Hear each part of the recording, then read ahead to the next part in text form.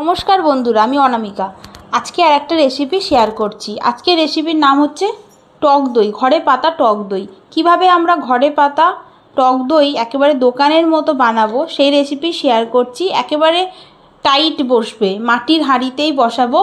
एकेबारे टाइट बुझतेই पारा जाबे ना जे एटा बाड़ीते बानानो नाकि दोकान थेके किने आना, केउ बुझते पारबे ना, अनेके धरतेই पारबे ना যদি তুমি না বলে দাও। তাহলে ভিডিওটা শুরু করি, ভালো লাগলে পাশে থেকো বন্ধুরা। এই দেখো আমি এখানে 1 লিটার দুধকে ফুটা মানে গ্যাসে বসিয়ে দিয়েছি, সেটা ফুটতেও শুরু করে দিয়েছে। একটু ফুটে উঠবে, বেশ ঘন হয়ে যাবে, তখনই কিন্তু দুধটা মানে 1 কিলো দুধকে আমাকে নিয়ে আসতে হবে 450 গ্রাম দুধে। এই রকম দুধে মানে এই রকম ঘনত্বে আনতে হবে। এ দেখো কতটা কমে গেছে আর ঘন প্রায় হয়ে গেছে, কমে কমে ঘন তো হয়ে যাবেই। এরপর আমি কি করব, এটা ততক্ষণ হতে থাক আর একটু হোক।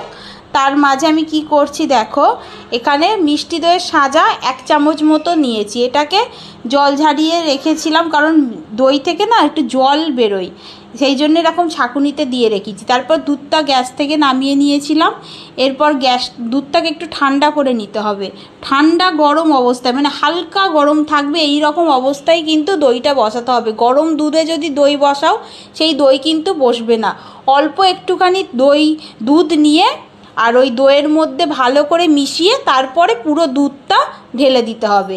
আর আমি এইভাবে চাপা দিয়ে সারা রাতের জন্য রেখেছিলাম। কারণ তোমরা বলবে হয়তো যে গরমকাল তো এরকম রাখতে হবে, আমি বলবো হ্যাঁ এইভাবেই রাখবে, ভালোভাবে তবে বসবে। এইভাবে রেখে দিয়েছিলাম, দেখো ফ্রিজে রেখে দিয়েছিলাম। তারপরে ঠান্ডা ঠান্ডা দই পরিবেশন করেছিলাম। কি সুন্দর যে হয়েছিল কি বলবো, পুরো দোকানের মতো হয়েছিল, এত সুন্দর হয়েছিল। এটাকে আমি ফ্রিজে রেখে দিয়েছিলাম মানে 2 ঘন্টার জন্য। দেখো কতটা টাইটভাবে বসেছে, দেখতে পাচ্ছ? এতটাই ভালো লাগছে দেখতে, আর কতটা যে সুন্দর খেতে হয়েছিল না, মানে যদি তোমাদের খাওয়াতে পারতাম তাহলে তোমরা বুঝতে পারতে। আর তোমরা বাড়িতে অবশ্যই এভাবে একবার দই বানিয়ে খাও, ভালো লাগবে। এই মাটির ভাঁড়ে অবশ্যই বানাবে বাড়িতে, মানে বাইরে থেকে মিষ্টির দোকান থেকে মাটির ভাঁড়ে দই কিনে এনে দইটা খেয়ে নিয়ে মাটির ভাঁড়টা রেখে দেবে, এই মাটির ভাঁড়ে দই বসাবে, ভালো লাগবে। আসছি বন্ধুরা, ভালো থেকো সবাই, আবার আসবো নতুন রেসিপির সাথে।